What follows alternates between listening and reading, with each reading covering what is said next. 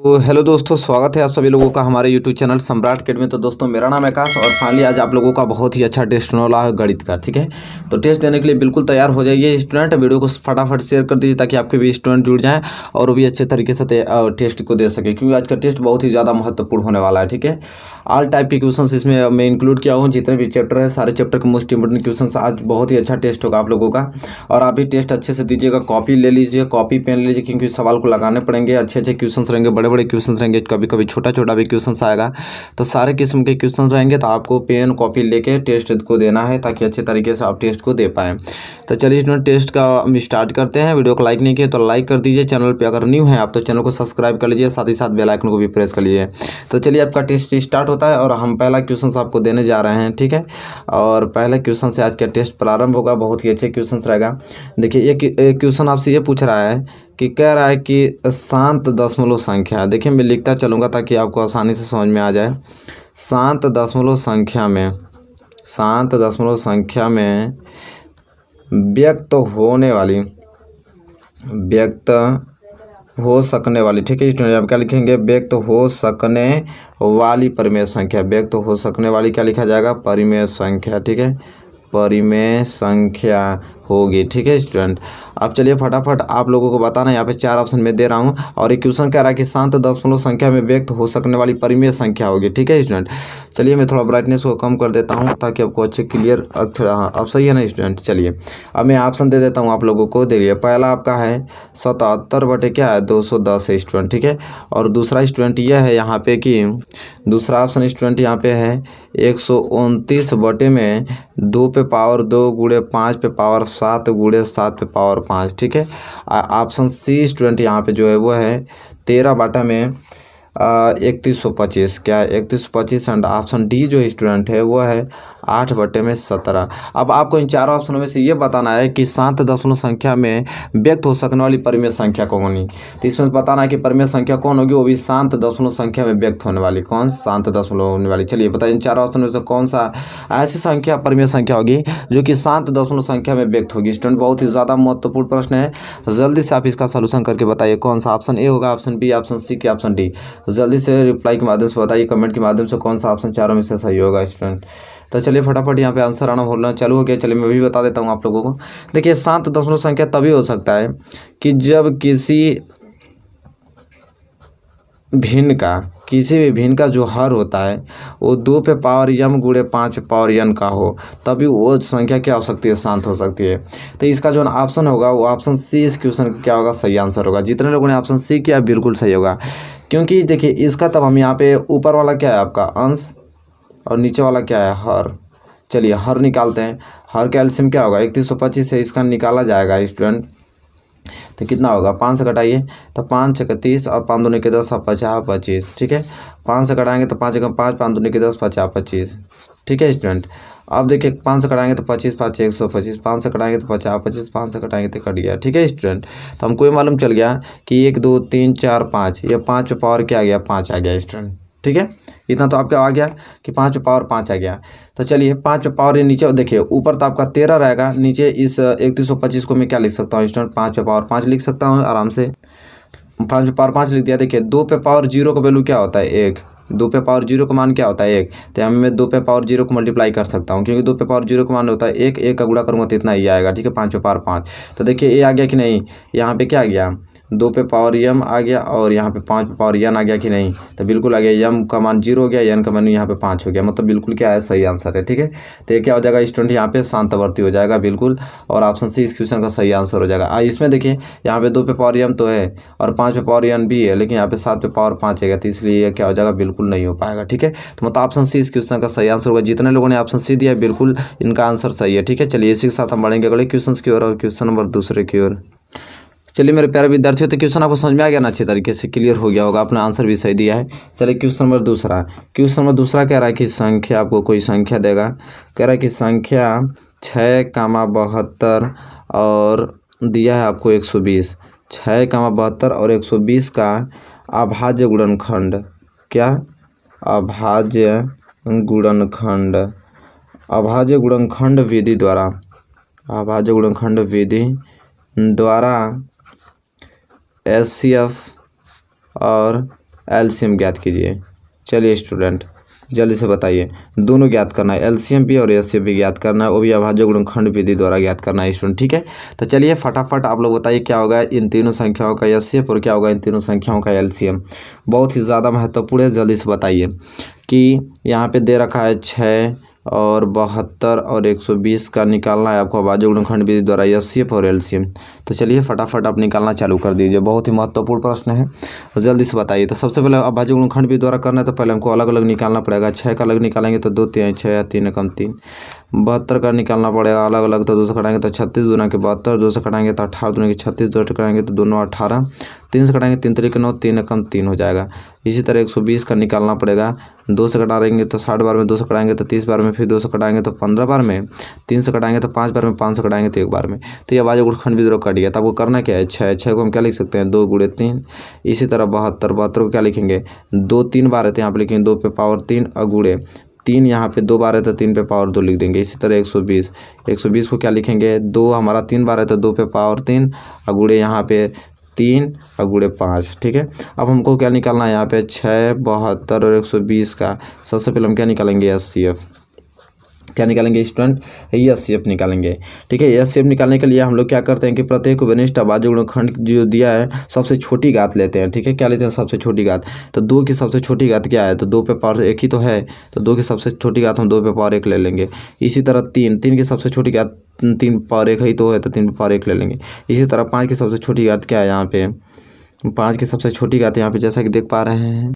चलिए तो 5 की क्या, 5 तो यहाँ पे उभयनिष्ठ है नहीं, उभयनिष्ठ के मतलब कि कॉमन मिले, तो 5 सिर्फ सिंगल इसी में, तो इसलिए इसको 5 को हम नहीं ले पा रहे हैं। अभाज्य गुणनखंड वो भी आपको उभयनिष्ठ अभाज्य गुणनखंड लेना है, तो उभयनिष्ठ आपका 2 इसमें भी था, 2 इसमें भी था, 2 इसमें भी था, इसलिए मैंने 2 को ले लिया सबसे छोटी घात। 3 इसमें भी था, 3 इसमें भी था, 3 इसमें भी था, तो 3 का सबसे छोटी घात 3 पे पावर मैंने 1 ले लिया। ठीक है, 5 यहाँ पे अभाज्य उभयनिष्ठ थोड़ी है, अभाज्य गुणनखंड तो है लेकिन उभयनिष्ठ थोड़ी है, सिर्फ 5 इसमें है, तो बस इतना ही होगा। तो 2 पे पावर 2 का मतलब 2, 3 पे पावर 1 का मतलब 3, 3 दूनी के 6, तो एचसीएफ कितना आ गया स्टूडेंट 6 आ गया। ठीक है, और एलसीएम की बात किया जाए तो एलसीएम में क्या किया जाता है कि अभाज्य गुणनखंड नहीं देखा जाता है, सिर्फ संख्याओं का यहाँ पे क्या देखा जाएगा स्टूडेंट, सबसे बड़ी घात देखा जाएगा। ठीक है, वो चाहे वो उभयनिष्ठ हो चाहे ना हो, तो 2 पे सबसे बड़ी घात क्या है यहाँ पे 2 पे पावर 3 है, 2 पे पावर 3 लिख लेंगे। 3 पे सबसे बड़ी घात क्या है 3 पे पावर 2 है। इसी तरह 5 भी इसमें सम्मिलित हो जाएगा क्योंकि इसमें उभयनिष्ठ की बात नहीं आती है, सिर्फ अभाज्य गुणनखंड की बड़ी घात लेने पड़ते हैं। तो 2 पे पावर 3, 2 दूनी के 4, दूनी के 8, 3 पे पावर 2 का 3 तो लिखे 9 और यहाँ पे 5, तो क्या हो जाएगा 8 9 72 गुणे 5, तो 5 दूनी के 10, 7 5 35, 1 36, कितना गया 360। तो 360 इसका क्या आ जाएगा एलसीएम आ जाएगा और 6 इसका क्या आ जाएगा एचसीएफ आ जाएगा। तो ये होता है तरीका अभाज्य गुणनखंड विधि द्वारा हम एलसीएम एचसीएफ निकालते हैं। तो आपको याद होना चाहिए कि एचसीएफ जब भी निकालते हैं तो अभाज्य गुणनखंड उभयनिष्ठ अभाज्य गुणनखंड की सबसे छोटी घात लेते हैं, उभयनिष्ठ होना चाहिए, और अभाज्य संख्याओं की सबसे छोटी घात लेते हैं। लेकिन एलसीएम निकालते हैं तो क्या लेना पड़ता है कि प्रत्येक अभाज्य गुणनखंड की सबसे बड़ी घात लेना पड़ता है, इसमें उभयनिष्ठ के मतलब नहीं होता है। चलिए क्वेश्चन नंबर दूसरा क्लियर होता हुआ क्वेश्चन नंबर तीसरे की ओर बढ़ चलते हैं। चलिए मेरे प्यारे विद्यार्थियों, हम अगले क्वेश्चन की ओर बढ़ेंगे, क्वेश्चन नंबर तीसरे की ओर। और क्वेश्चन नंबर तीसरा लिखता हूँ, इसको बताइए, बहुत ही प्यारा प्रश्न है। क्वेश्चन नंबर तीसरा ये कह रहा है कि यदि, क्या लिखा है कि यदि 3x और प्लस 2ky बराबर क्या दे रखा है 2। ठीक है, बात को समझिए, यदि 3x प्लस 2ky बराबर 2 दे रखा है और दिया है आपको क्या है यहाँ पे 2x प्लस 5y प्लस 1 बराबर 0 दे रखा है। ठीक है, तो यहाँ 2 समीकरण दे रखा है, वो कह रहा है कि द्वारा इन 2 समीकरणों द्वारा दी जाने वाली, यहाँ पे लिखा है आपको दी जाने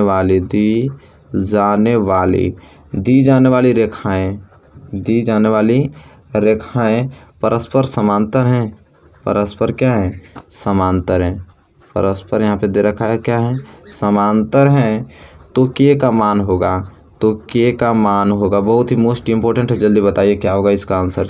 ठीक है, कह रहा है कि आपको ये रेखा और ये रेखा दे रहा है। ठीक है, ये आपका समीकरण दिया है, यदि 3x प्लस 2ky बराबर 2 और 2x प्लस 5y प्लस 1 बराबर 0 द्वारा दी जाने वाली रेखाएं क्या है परस्पर समांतर हैं। आगे से बता दिया है कि दोनों रेखाएं परस्पर समांतर हैं, तो के का मान ज्ञात कीजिए। परस्पर समांतर, एक रेखा से जा रही है, एक रेखा से परस्पर समांतर है, तो के का वैल्यू पूछ रहा है। बहुत ही ज़्यादा महत्वपूर्ण प्रश्न है, जल्दी से बताइए क्या होगा इसका आंसर, के का वैल्यू क्या होगा। बहुत ही ज़्यादा महत्वपूर्ण और प्यारा प्रश्न है स्टूडेंट। तो जल्दी से फास्ट बताइए रिप्लाई के माध्यम से और कमेंट के माध्यम से पहले लगा लीजिए आप लोग की के का वैल्यू क्या होगा। आपको दे रखा है पहले रखा 3x + 2ky बराबर 2 दे रखा है और एक दे रखा है 2x + 5y + 1 बराबर 0। स्टूडेंट जल्दी बताइए के का वैल्यू क्या होगा। तो चलिए आप हमको लगता है कि आपने लगाना चालू कर दिया, बता भी दिए हैं आप लोगों ने, कुछ लोग आंसर कुछ लोग बता भी रहे हैं स्टूडेंट। तो चलिए मैं इसको बता देता हूँ आप लोग कैसे के का वैल्यू ज्ञात करेंगे। ठीक है, तो के का वैल्यू ज्ञात करना क्या, यहाँ पे द्विघात समीकरण है तो इसको हम क्या करेंगे पहले तुलना कर लेंगे स्टूडेंट। जैसे यहाँ पे क्या करेंगे हम लोग 3x + 2ky + 2 इधर आएगा तो क्या हो जाएगा -2 बराबर 0 और ये क्या हो जाएगा स्टूडेंट। तो सिंपल कह रहा है कि दोनों रेखाएं क्या है यहाँ पे समांतर हैं। अब दोनों रेखाएं समांतर, अब समांतर का फॉर्मेट क्या होता है, समांतर होता है तो आपको बनता है a1/a2 जो होता है वो बराबर होता है b1/b2 के, लेकिन यह बराबर नहीं होता है c1/c2 के। यही समांतर का प्रतीक होता है। ठीक है, तो समांतर का फॉर्मेट यही होता है, तो बस इसी पर रख लीजिए। a1 का वैल्यू क्या आया 3, a2 की वैल्यू क्या है 2 बराबर b1 का वैल्यू आया 2 के और बटे b2 का वैल्यू क्या है यहाँ पे 5 बराबर नहीं है किसके, c1 क्या -2 और c2 यहाँ पे क्या है 1। तो जो बराबर नहीं उसको छोड़ दीजिए, जो बराबर उसी से वैल्यू निकाल दीजिए। तो यहाँ से निकल जाएगा आपका कि 3/2 बराबर 2 के बटे 5, तो 2 के और गुणे 2 कितना हो जाएगा 4 के बराबर 5 3 15 हो जाएगा। अब सिंपल यहाँ से के बराबर क्या हो जाएगा स्टूडेंट 15/4 हो जाएगा स्टूडेंट। ठीक है, तो के का वैल्यू आपका निकल गया 15/4। जितने लोगों का अगर 15/4 आया है तो उनका आंसर बिल्कुल क्या स्टूडेंट सही है। तो देखिए क्वेश्चन बहुत ही ज़्यादा महत्वपूर्ण है। इस प्रकार के क्वेश्चन आपको देखने को मिलेंगे 2021 बोर्ड एग्जाम में। आपको अच्छी से इन सारे क्वेश्चन की प्रैक्टिस अच्छे से करके चलना है। ठीक है, मैं टेस्ट के माध्यम से सारे क्वेश्चन की प्रैक्टिस करा दूंगा। तो चलिए स्टूडेंट क्वेश्चन नंबर 3 आपने सोल्यूशन कर दिया, इसी के साथ हम बढ़ेंगे अगले क्वेश्चन की ओर और क्वेश्चन नंबर 4 की ओर उसको आप लगाइए। चलिए स्टूडेंट देखिए यहाँ पे क्वेश्चन नंबर 3 आपने लगा दिया अच्छे तरीके से। अब हम बढ़ेंगे अगले क्वेश्चन की ओर, क्वेश्चन नंबर 4 की ओर। अब देखिए मैं यहाँ पे क्वेश्चन नंबर 4 लिखता हूँ, आप लोग आसानी से इन क्वेश्चनों का आंसर बताइए। देखिए यहाँ पे लिखा है समीकरण। ठीक है, आपको समीकरण आगे दे रखा है, यहाँ पे लिखा है समीकरणों। कौन समीकरण दिया है आपको कि 3x - 5y बराबर -1 दे रखा है, फिर कामा लगाया है, फिर लिखा है 2x - y बराबर -3 को यहाँ पे लिखा है इतना को विलोपन विधि से हल कीजिए। ठीक है, देखिए यहाँ पे विलोपन विधि से हल करने के लिए बोला है, बहुत ही ज़्यादा मोस्ट इंपॉर्टेंट है। उसी विधि से आपको हल करना है, विलोपन विधि से हल कीजिए। चलिए बताइए विलोपन विधि से हल करके वैल्यू बताइए x और y का। तो जल्दी से फटाफट आप चालू हो जाइए स्टूडेंट लगाने के लिए। अब ये क्वेश्चन बहुत ही ज़्यादा महत्वपूर्ण प्रश्न है कि समीकरणों 3x - 5y बराबर -1 और 2x - y बराबर -3 को विलोपन विधि से हल करना है। जल्दी से बताइए। तो देखिए मैं यहाँ पे उतार देता हूँ, आप लोग लगाइए। मैं यहाँ बस समीकरण उतार रहा हूँ। 3x - 5y बराबर -1 दे रखा है और 2x - y बराबर -3 दे रखा है। ये समीकरण पहला है, ये समीकरण दूसरा। जल्दी से लगाकर बताइए। वो भी विलोपन विधि का क्या जो मेथड होता है उसके लगाने का तरीका होता है, उसी तरीके से आपको बोर्ड एग्जाम में लगाना है। ये नहीं कि प्रतिस्थापन विधि से लगा दे चाहे वज्र गुणन से लगा दे। प्रतिस्थापन विधि से लगाएंगे तभी आंसर उतना ही आएगा, विलोपन से लगाएंगे तभी आंसर उतना ही आएगा, वज्र से लगाएंगे तभी आंसर उतना ही आएगा। लेकिन जो मेथड पूछा रहता है वही मेथड एग्जामिनर चेक करता है कि उस मेथड से आप लगाए हैं कि नहीं। ठीक है, चलिए बताइए, बहुत ही ज़्यादा मोस्ट इंपॉर्टेंट है। तो जल्दी से आप लोग लगा के x और y की वैल्यू ज्ञात कीजिए और मैं भी आप लोगों को बता देता हूं कि इसका आंसर क्या होगा। तो देखिए इसका लगाने का मेथड क्या होता है स्टूडेंट, विलोपन विधि ये कहती है कि किसी न किसी चीज़ को बैलेंस कीजिए, किसी न किसी आप समीकरण जो है समीकरण को आपको बैलेंस करके ही लगाना है आपको। ठीक है स्टूडेंट, तो जैसा देख पा रहे हैं यहाँ पे आपका 5y है और यहाँ पे सिर्फ y है। अगर समीकरण दूसरा में 5 का मैं गुणा कर दूँ तो ये 5y नहीं हो जाएगा, आराम से हो जाएगा। तो लिखना पड़ेगा यहाँ पे कि समीकरण 1 में समीकरण 2 है ना, समीकरण 2 में गुणा कर रहे हैं, समीकरण 2 होगा स्टूडेंट। यहाँ पे 2 लिख लीजिएगा। समीकरण 2 में 5 से गुणा करने पे, अब समीकरण 2 में 5 से गुणा करने पर, तो चलिए करते हैं भाई, क्या करना है गुणा करने पे। तो पहला समीकरण तो ऐसे ही रहेगा 3x - 5y बराबर -1, ये तो ऐसे ही रहेगा। और इसे गुणा करेंगे तो क्या हो जाएगा 5 दूनी के 10x - 5y बराबर -5 15, समीकरण तीसरा हो गया। ठीक है, अब यहाँ पे देखिए अब समीकरण दोनों बराबर हो गया ना, तो ये भी माइनस ये भी माइनस में है, तो यहाँ पे घटाने पे लिखेंगे क्योंकि माइनस तो प्लस में चेंज होगा तभी तो कटेगा। तो यहाँ पे लिखेंगे क्या करने पे, घटाने पे। अब यहाँ पे घटा रहे हैं समीकरण पहले में से तीसरे को, तो ये अब जो प्लस है ये माइनस में हो जाएगा, ये जो माइनस है प्लस में हो जाएगा, ये जो माइनस है प्लस में हो जाएगा। तो ये -5y + 5y कैंसिल हो गया, यहाँ -10x और +3x, तो घटेगा तो क्या हो जाएगा यहाँ पे 7x, लेकिन चिन्ह बड़े का लगेगा तो -7x हो जाएगा बराबर -15 और माइनस करें ये वाला चिन्ह लगेगा ना, +15 और -1, तो +15 और -1 कितना हो जाएगा 14 हो जाएगा। ठीक है स्टूडेंट, अब यहाँ से हल कर देंगे तो x बराबर क्या आ जाएगा 14 बटे -7, घटा दीजिए तो x बराबर 7 दूनी की 14, तो x बराबर क्या आ गया -2 आ गया। अब x बराबर -2 आ गया तो लिखेंगे कि x बराबर -2 का मान किसी भी समीकरण में रख सकते हैं। तो x बराबर -2 का मान समीकरण पहला में रख दीजिए। समीकरण पहला में रखने पे, अब पहला में रख रहे हैं तो चलिए रख लेते हैं। पहला समीकरण क्या है आपका, यही तो है 3x - 5y बराबर -1 है, कोई नहीं। तो 3 गुणे x का वैल्यू क्या आ गया -2 और फिर -5y बराबर -1। तो यहाँ पे प्लस है तो माइनस प्लस माइनस 3 दूनी के 6 और -5y बराबर माइनस, ठीक है 1। अब करना आपको क्या है, -5y बराबर -1, तो माइनस से उधर जाएगा तो क्या हो जाएगा +6 में हो जाएगा। तो यहाँ से क्या बच जाएगा -5y बराबर और +1 और -1 और +6 कितना हो जाएगा, यहाँ से 5 हो जाएगा। अब करना भी स्टूडेंट क्या है, y बराबर क्या हो जाएगा 5 और -5 कैंसिल कर देंगे तो y बराबर क्या जाएगा -1। अब y बराबर 1, अरे तो x बराबर कितना यहाँ से निकल गया -2 निकल गया और y बराबर क्या निकल गया स्टूडेंट, यहाँ पे -1 निकल गया। तो देखिए x और y का वैल्यू निकल गया, कितना आसान तरीके से स्टूडेंट। तो आई होप ये क्वेश्चन नंबर 4 आपको बहुत अच्छे तरीके से क्लियर हो गया होगा, नो डाउट आपको होगा क्वेश्चन नंबर 4 में स्टूडेंट। चलिए क्वेश्चन नंबर 4 यहाँ पे अच्छे तरीके से क्लियर होता हुआ, तो हम बढ़ेंगे अगले क्वेश्चन की और क्वेश्चन नंबर 5 की और उसका सलूशन करके बताइए क्या होगा आंसर। चलिए स्टूडेंट देखिए यहाँ पे मैं क्वेश्चन नंबर 5 लिखता हूँ। क्वेश्चन नंबर 5 का आंसर आप लोग सलूशन करके बताइए क्या होगा। कह रहा है यहाँ पे कि 2x और प्लस यहाँ पे क्या रखा है 3y, 2x + 3y बराबर 11 और यहाँ पे दे रखा है आपको क्या 2x - 4y बराबर -24, ठीक है। 2x + 3y बराबर 11 और 2x - 4y बराबर -24 को हल कीजिए। -24 को क्या कीजिए, हल कीजिए और इससे क्या लिखा है इसमें और आगे कि और इससे यम का वह मान ज्ञात कीजिए, और इससे यम का वह मान ज्ञात कीजिए, और इससे यम का वह मान ज्ञात कीजिए जिसके लिए क्या बताया y बराबर mx प्लस क्या हो 4 हो। देखिए बहुत ही ज़्यादा मोस्ट इंपॉर्टेंट है, जल्दी से सॉल्यूशन करके बताइए क्या होगा इसका आंसर स्टूडेंट। बहुत ही ज़्यादा मोस्ट पॉपुलर प्रश्न है। आपको बताना है कि 2x + 3y बराबर 11 और 2x - 4y बराबर -24 को हल कीजिए और इससे यम का वह मान ज्ञात कीजिए जिसके लिए y बराबर mx + 4 हो। बहुत ही ज़्यादा मोस्ट इंपॉर्टेंट, जल्दी बताइए किस प्रकार सलूशन होगा। समीकरण पहला दे रखा है आपको 2x + 3y बराबर 11, ये समीकरण पहला है। समीकरण दूसरा दे रखा है 2x - 4y बराबर -24, यह समीकरण दूसरा है। अब इन दोनों समीकरणों से हल करके पहले हम किसका x और y वैल्यू निकाल दिया जाए, यहाँ पे रखेंगे तो m का वैल्यू निकल जाएगा। तो चलिए लगाते हैं, यहाँ पे भी +2x, यहाँ पे भी +2x, तो क्या करेंगे घटाने पे, तब घटाएंगे स्टूडेंट तो हम देखेंगे कि यह प्लस जो है माइनस में हो जाएगा, ये जो माइनस है प्लस में हो जाएगा, ये जो माइनस है प्लस में हो जाएगा। तो ये तो कैंसिल हो जाएगा, +2x -2x +4y और +3y तो +7y बराबर +24 और +11 कितना हो जाएगा 4 और 1 5, 2 1 3 35 हो जाएगा। y बराबर कितना हो जाएगा 35/7, तो 7 5 35, तो y बराबर क्या निकल जाएगा 5, तो y बराबर 5 निकल गया।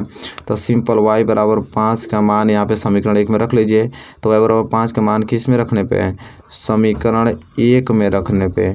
अब समीकरण 1 में रखने पर स्टूडेंट चलिए समीकरण 1 में रखते हैं। समीकरण 1 क्या है आपका 2x + 3y बराबर 11, यही तो है। तो लिखेंगे 2x + 3 गुणे y आ गया, y बराबर क्या है 5 बराबर ये हो गया 11। अब इसे हल करेंगे तो 2x + 5 15 बराबर हो गया 11। अब सिंपल यहाँ पे 2x बराबर क्या हो जाएगा 11 और +15 जो उधर जाएगा तो -15। अब यहाँ से 2x बराबर क्या है, यहाँ से बच जाएगा आपका -4 बच जाएगा, ठीक है, क्योंकि 11 - 15 -4। और यहाँ पे देखिए x बराबर क्या हो जाएगा स्टूडेंट -4/2 हो जाएगा, ये कटअप नहीं है, ठीक है माइनस है। अब काटेंगे तो क्या हो जाएगा x बराबर क्या हो जाएगा -2, तो x बराबर -2 आ गया और y बराबर 5 आ गया। अब सिंपल हमसे यम का वैल्यू पूछा था तो क्या यहाँ दिया था y बराबर mx + 4 से, ठीक है, ये नहीं क्या जिसके लिए y बराबर mx + 4 हो। तो सिंपल y का वैल्यू कितना निकल के आया 5, तो 5 बराबर यम गुणे x का वैल्यू क्या है -2 और प्लस ये हो जाएगा 4। तो 5 बराबर यहाँ पे क्या हो जाएगा -2m और +4 हो जाएगा। तो 5 और +4 इधर आएगा तो -4 बराबर हो जाएगा -2m, यहाँ से घटेगा तो 1 बराबर -2m। अब स्टूडेंट इससे तो इस प्रकार भी लिख सकते हैं -2m बराबर 1 लिख सकते हैं। तो m बराबर क्या आ जाएगा -1/2 आ जाएगा। ठीक है। तो m का वैल्यू पूछा था, तो जितने लोगों का m बराबर -1/2 है उनका आंसर बिल्कुल क्या स्टूडेंट सही है। ठीक है, तो क्वेश्चन बहुत ही ज़्यादा महत्वपूर्ण प्रश्न है। तो इन सारे क्वेश्चन को आपको किसी कीमत पे तैयार करके जाना है स्टूडेंट। ठीक है, आई होप ये क्वेश्चन नंबर 5 आपको अच्छे तरीके से क्लियर हो गया होगा स्टूडेंट। ठीक है, चलिए तो यहाँ पे मैंने total 5 most important question discuss किया। आप बताइए 5 में से कितने क्वेश्चन आपने कर पाया है और अच्छे तरीके से। ठीक है, ये क्वेश्चन की प्रैक्टिस में लगातार आपको टेस्ट के माध्यम से सारे क्वेश्चन की प्रैक्टिस कराता रहूँगा। एक भी क्वेश्चन बोर्ड एग्जाम तक जाते जाते छूटेगा नहीं। ठीक है, सारे क्वेश्चन बहुत अच्छे तरीके से प्रैक्टिस कर पाएंगे। और वीडियो आपको अच्छी लगी हो स्टूडेंट तो प्लीज़ इसे लाइक कीजिए और चैनल पर नहीं हो तो चैनल को सब्सक्राइब कर लीजिए और वीडियो को शेयर भी कर दीजिए। तब तक के लिए दोस्तों धन्यवाद, मिलेंगे आपसे नेक्स्ट वीडियो में।